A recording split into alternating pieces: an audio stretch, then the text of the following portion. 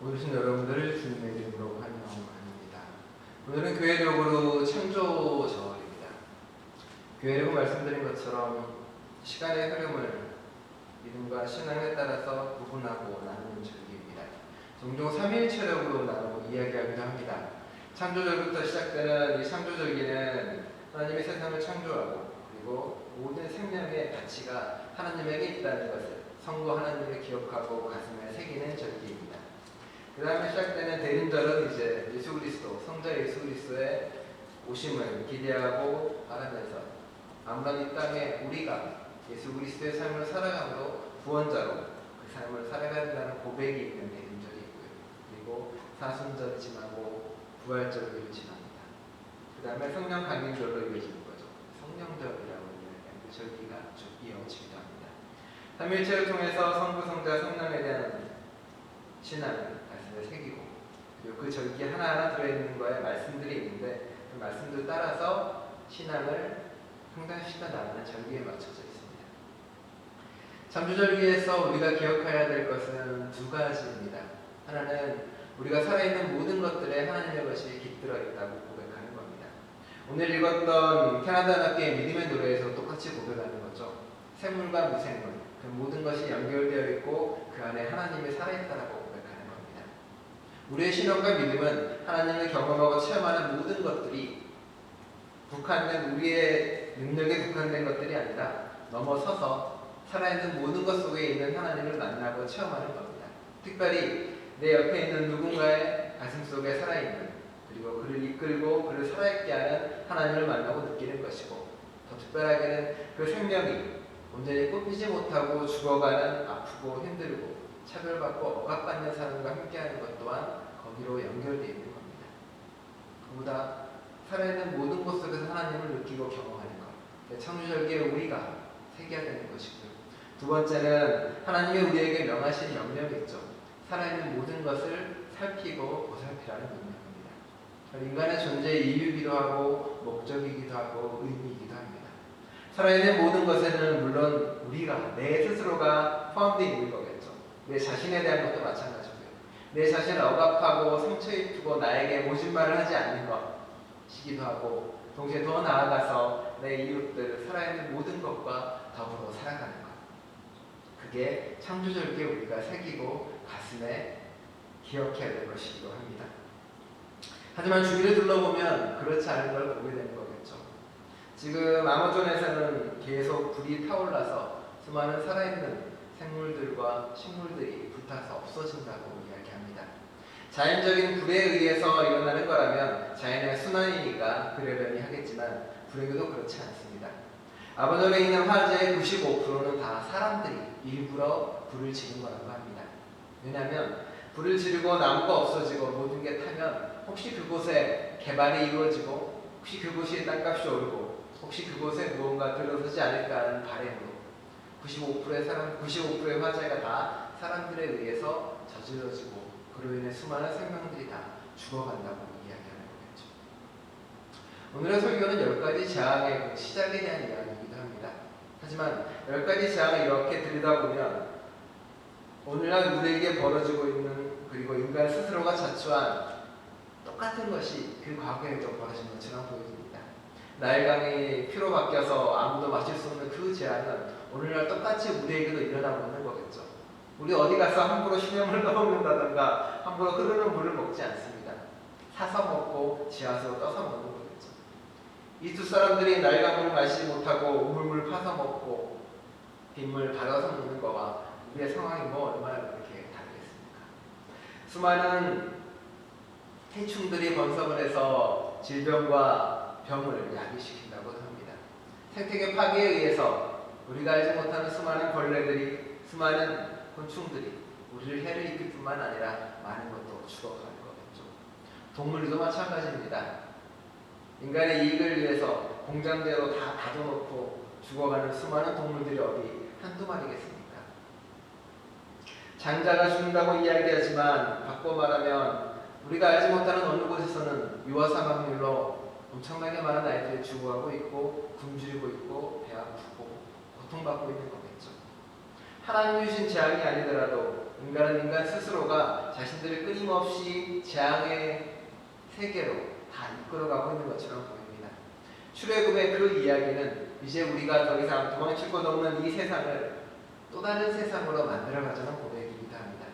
도망칠 수 없다면 이곳에서 바꾸는 수밖에 없는 것이고, 도망치는 출애굽의 길은 인간의 이익을 위해서, 삶의 편안함을 위해서 수많은 다른 것들을 죽어가고 있는 재앙의 세계에서 다른 세계로 나아가고자 하는 바람이고 믿음이고 소망이기도 합니다.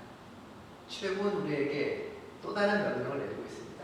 우리의 땅이, 우리의 삶이 스스로 만든 재앙으로 죽어가고 있으니 이제 벗어나서 새로운 땅을 만들어가고 새로운 희망과 새로운 꿈을 개척해 간다고 이야기하고 있습니다.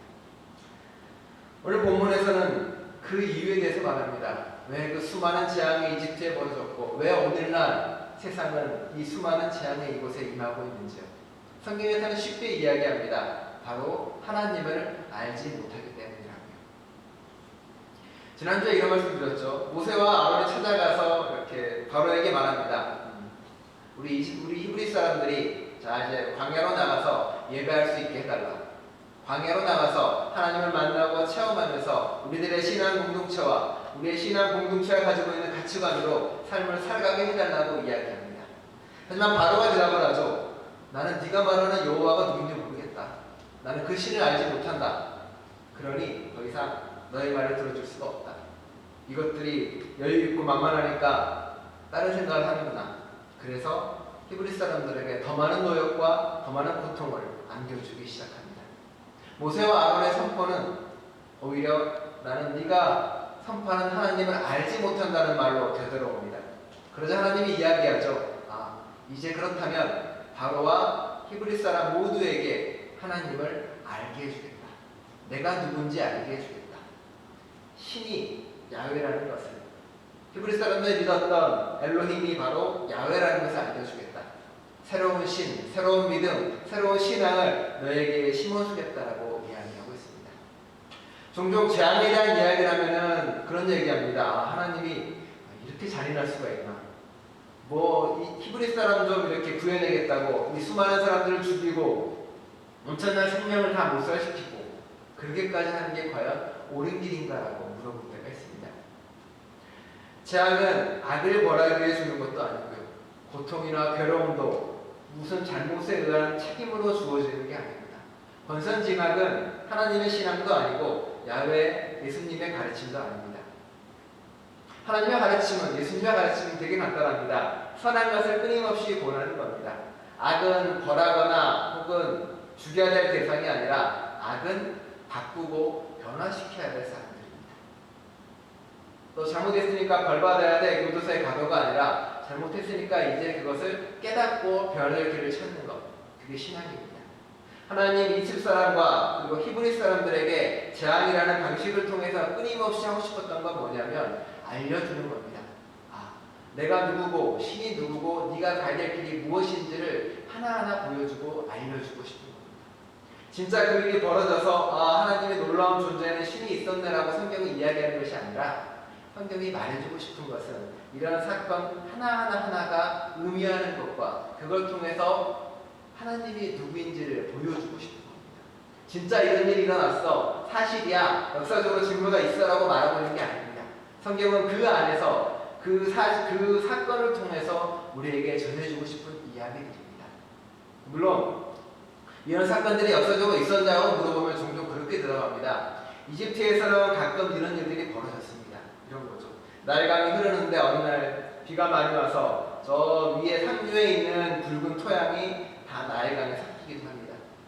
당연히 붉은색으로 나일강은 바뀌기도 하고 거기에 있는 미생물이나 유기물이 늘어나서 산소량이 낮아지면서 물고기가 죽는 일도 벌어집니다. 종종 그 안에 있는 개구리들이 그 물고기가 죽은 것 때문에 균이 발생해서 무트로 다 나와서 죽기도 합니다.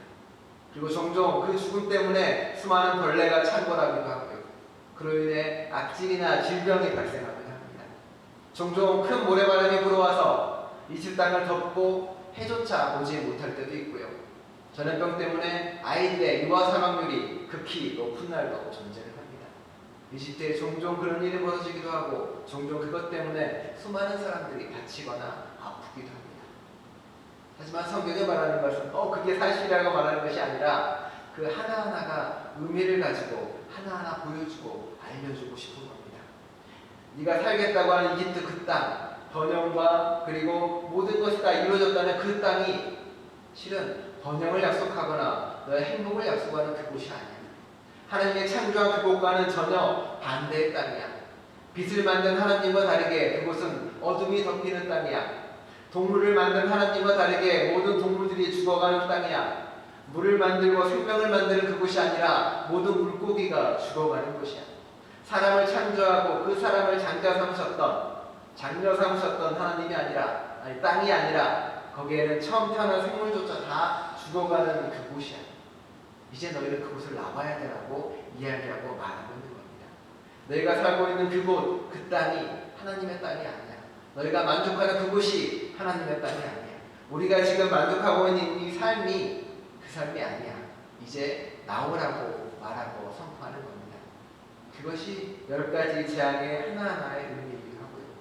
물론 이제 앞으로 그 재앙 하나하나를 살펴보면서 그 의미를 살펴보긴 하겠지만 오늘은 그 첫 번째 이야기가 바로 그 10가지 재앙에 대한 이야기입니다. 벌 주는 이야기도 아니고요. 이집트가 잘못했다고 맞아라고 때리는 하나님도 아닙니다. 다만 재앙이라는 상징적 사건을 통해서 혹은 이야기를 통해서 그 안에서 깨달아가라고 말합니다. 자연 속에서 종종 벌어지는 그 모든 사건들을 통해서 하나님을 만나고 체험하라고 하는 것, 그리고 진정한 알을 경험하라고 하는 겁니다. 그래서 끊임없이 이야기하죠. 알아야 된다, 알아야 된다.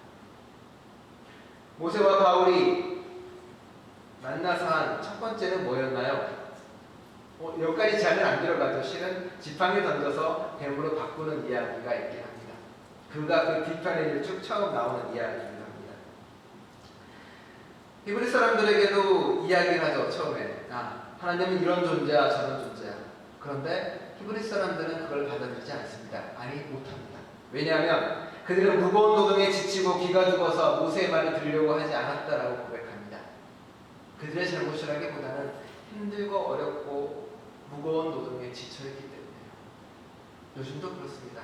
하나님의 진리가 혹은 누군가의 올바른 말이 가닿지 않을 때가 있습니다. 어쩌면 그것은 힘들고 어려운 사람들, 그리고 현대의 무거운 노동과 억압에 지쳐서 삶의 진리의 기교를 여조차 없는 수많은 사람들입니다. 예수님은 그래서 어쩌면 사람들을 먼저 먹이고 입히려고 애쓰는지 모릅니다. 무거운 노동에서 비로소 벗어나야 하나님을 만나고 체험할 수 있다라고. 그래서 무조건 끄집어내서 광야로 데려가려고 애쓰는지도 모릅니다.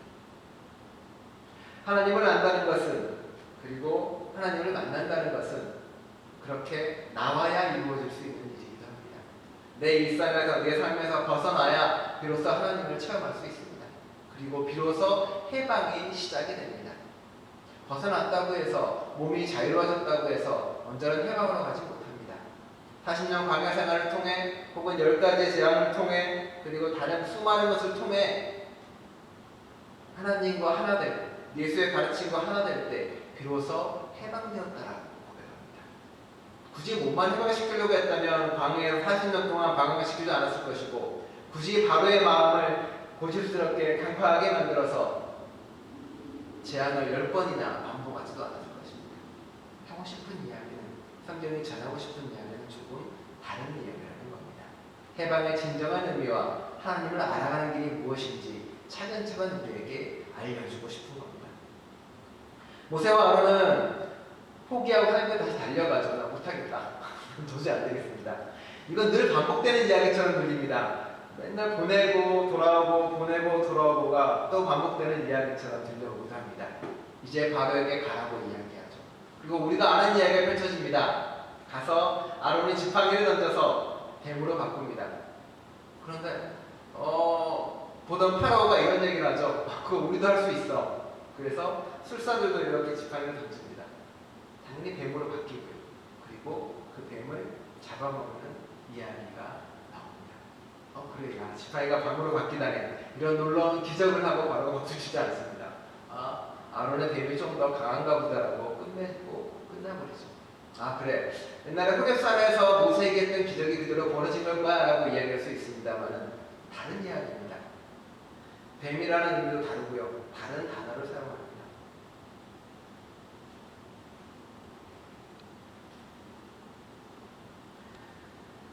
파라오에게는 이집트에는 수많은 신화가 펼쳐져 있습니다.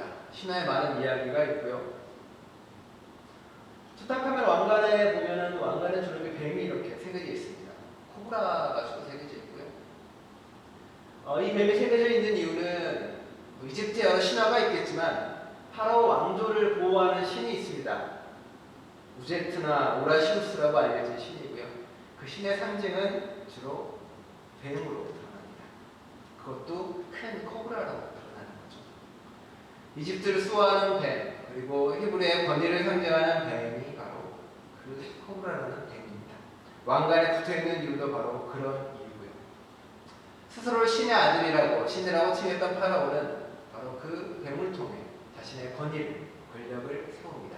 그리고 자신을 대적하는 사람이 있다면 저 뱀의 눈에서 이렇게 강선? 불이 나와서 태워서 누군가를 죽인다라는 신념이 있었습니다. 실은 권력을 상징하는 거겠죠. 라의 문제라는 눈에 표시되어 있는데 실은 그것도 저 눈에서 처음은 시작이 됩니다. 그렇죠. 권력과 권위를 상징하는 뱀을 가지고 싸우기 시작했다는 겁니다. 아론의 지팡이, 모세의 지팡이는 몇 주 전에 설교한 하나님의 지팡이입니다. 그 지팡이는 이제 하나님의 신앙과 믿음이 되는 겁니다. 상징하는 건 대단히 간단하죠. 재앙의 시작, 모세와 아론은 파라오 앞에서 그 첫 번째 기적을 엽니다. 물론 기적이 벌어졌냐가 아니라 이야기와 상징으로서 그것은 바로 하나님의 권력이, 하나님의 기적이, 하나님의 신앙이, 하나님의 믿음이 파라오의 권력을 넘어선다라고 선포하기 시작하는 겁니다. 이제 하나님 앞에, 그리고 이제 우리의 신앙과 믿음 앞에 너의 권력은 이제 의미가 없다라고, 가치가 없다라고 선포합니다. 파라오 입장에서는 별거 아닐 수도 있습니다. 그래? 저 뱀 하나 죽인 거 가지고라고 생각할 수도 있습니다. 하지만 10가지 재앙이 시작하는 그 첫 번째는 파라오의 권력이 아무 없는 것이라고, 하나님 앞에 아무 가치가 없는 것이라고 깨달아가기 시작합니다. 그리고 나서 10가지 재앙이 한 걸음 한 걸음 다가오기 시작하는 거죠. 파라오도 이야기하는 겁니다. 네가 가진 것, 네가 누린 것, 그 모든 것이 하나님 앞에 무가치한 것이고, 네가 가진 교만과 네가 가진 높은 것 또한 하나님을 알기에는 이제 아무 가치가 없는 것이라고. 성경은 10가지 재앙을 통해, 그리고 수많은 기적의 사건들을 통해 우리에게 말합니다. 하나님을 알아가야만 되는 것이라고. 그 알미라는 것은 단순히 지식에 머무는 게 아닙니다. 40년 동안 광야를 헤매면서 부딪혀 나가면서, 그리고 10가지 재앙 속에서 히브리 사람들과 이집트 사람들이 배운 게 있습니다. 그의 삶 속에서, 그리고 그의 온몸으로 부딪혀가며 그 하나님을 가슴에 새기기 시작합니다. 왜 10가지 재앙일까요? 그렇죠? 손가락이 10개니까. 우리가 누군가에게, 아이들에게 무언가를 숫자를 가르쳐주고 무언가를 가르쳐줄 때 손가락 하나하나를 꼽으며 가르쳐줍니다. 하나는 뭐고 두 번째는 뭐야? 이게 1이고 이게 2야. 손가락 하나하나를 꼽아가며 10개를 세우고 배워나가는 것처럼 10가지 재앙을 통해, 그리고 수없이 많은 사건들을 통해 하나하나 하나님이 어떤 존재인지 깨달아갑니다. 그는 우리가 두려워하고 무서워하는 파라오보다, 신의 대행자를 파라오보다, 이집트의 수많은 신들보다 훨씬 더 놀라운 분이야. 창조물을 섬기는 미술 신들보다 하나님은 창조주야라고 고백하며 하나를 배우는 겁니다. 그래? 파라오의 뱀을 죽였으니 하나님은, 야훼는 파라오보다, 그들이 믿는 신보다 강한 존재라고 하나의 손가락을 꼽습니다. 그리고 재앙이 하나하나 벌어질 때마다 손가락 하나하나를 꼽아가며 야훼를 배우고 익혀나갑니다. 광야로 나가서도 그 하나하나 손가락을 꼽으며 배웁니다. 십계명도 그래서 한 계명 한 계명을 통해 예수를 알아가는 거겠죠. 하지만 늘 시행착오도 있습니다. 모세가 없는 동안 아론은 다른 사람들과 모여서 하나님을 만듭니다. 그래? 그 하나님이 아닐 거야 라고 하나.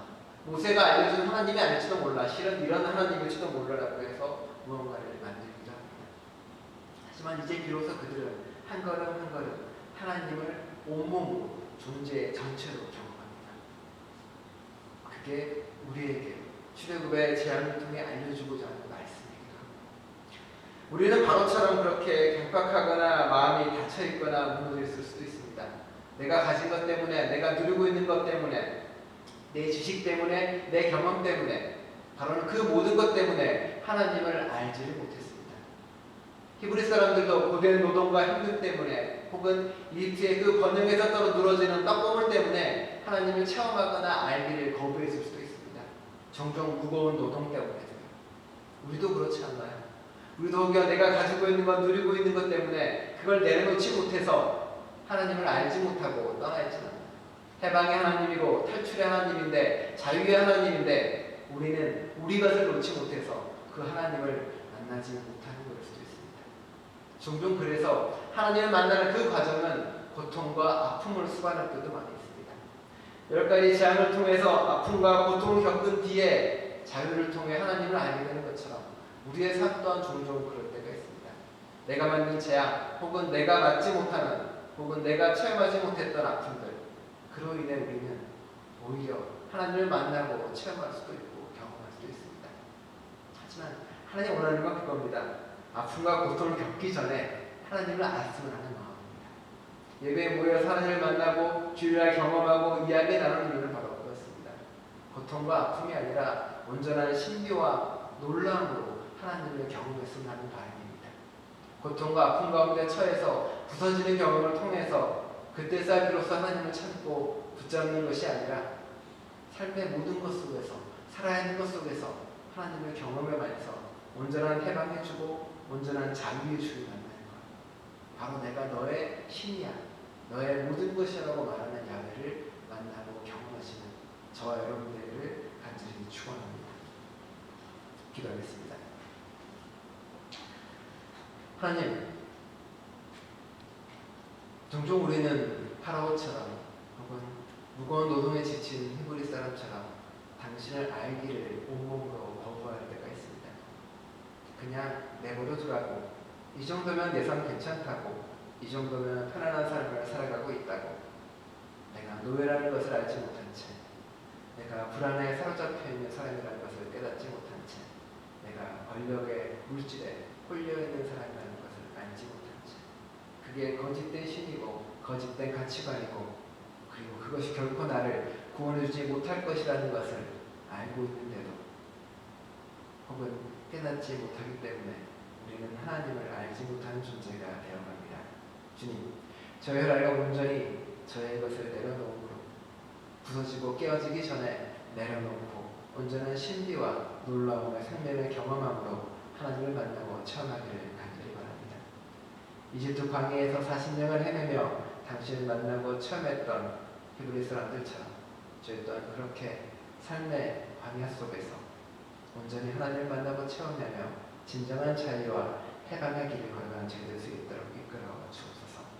불안과 두려움, 걱정과 근심, 노예와 묶임의 삶이 아니라 하나님과 더불어 가고 해방과 자유의 삶을, 기쁨과 놀라움의 삶을, 신비와 생명의 삶을 살아갈 수 있도록 함께하여 주옵소서.